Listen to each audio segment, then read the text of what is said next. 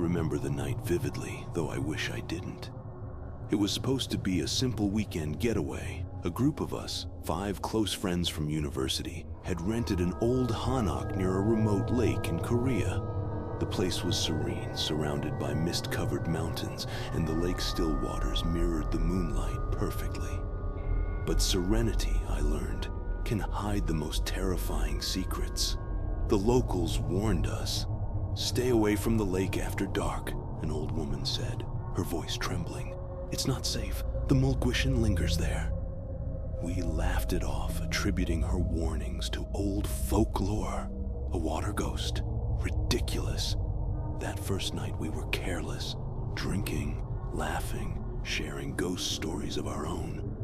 Hyun-woo, the bravest among us, decided he wanted to go for a swim despite the chill in the air. He joked about meeting the ghost and slipped into the lake without a second thought.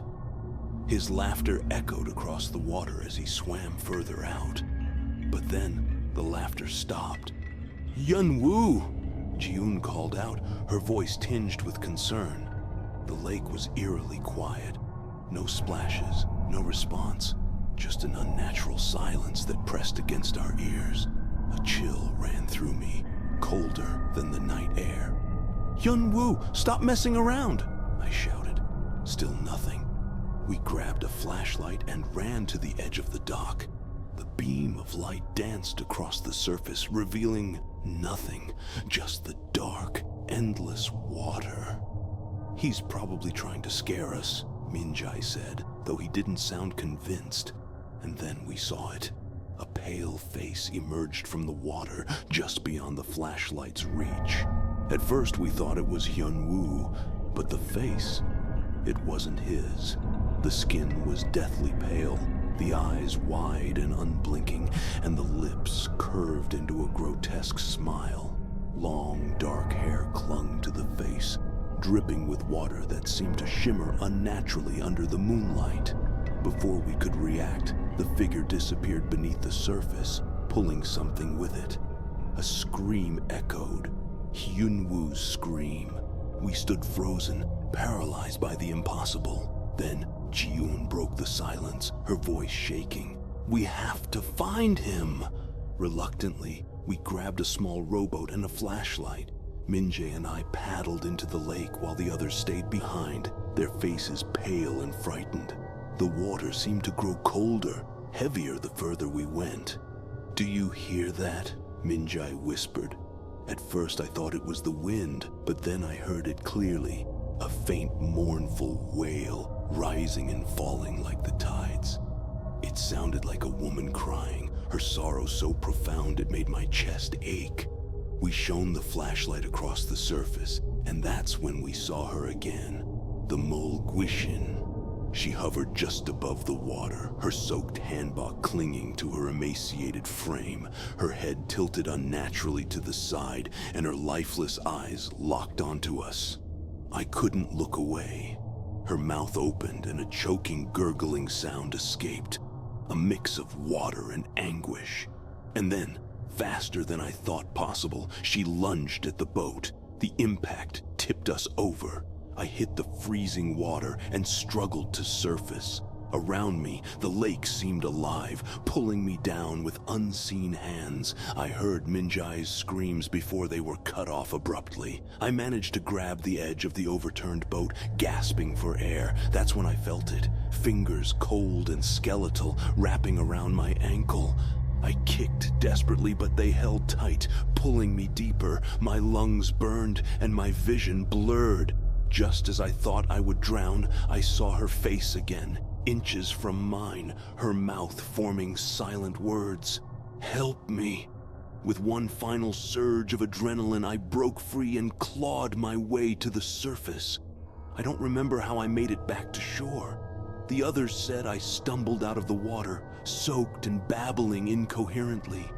The days that followed were a blur of grief and terror.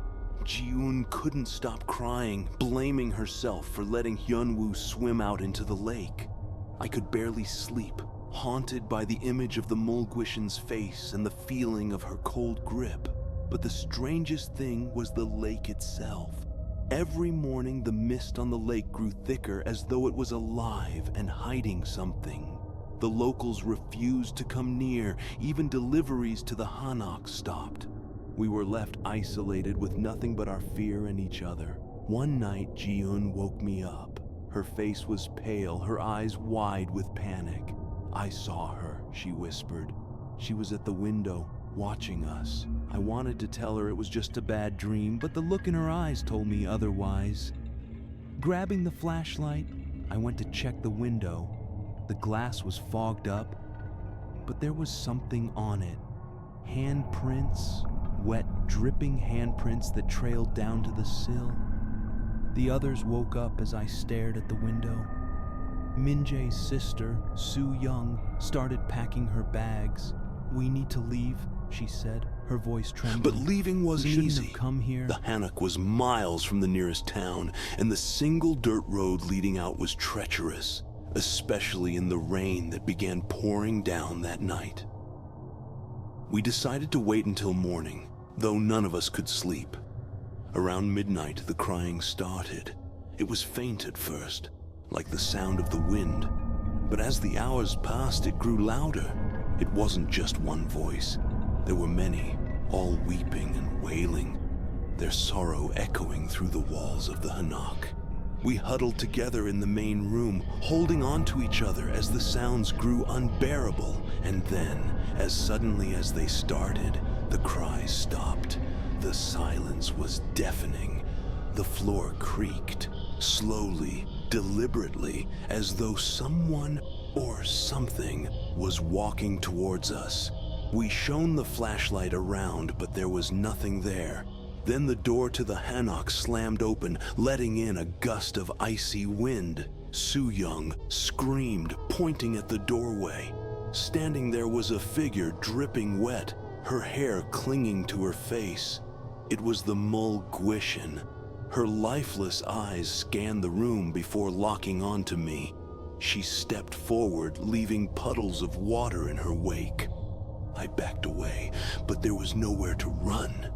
"Help me," she whispered, her voice a raspy echo.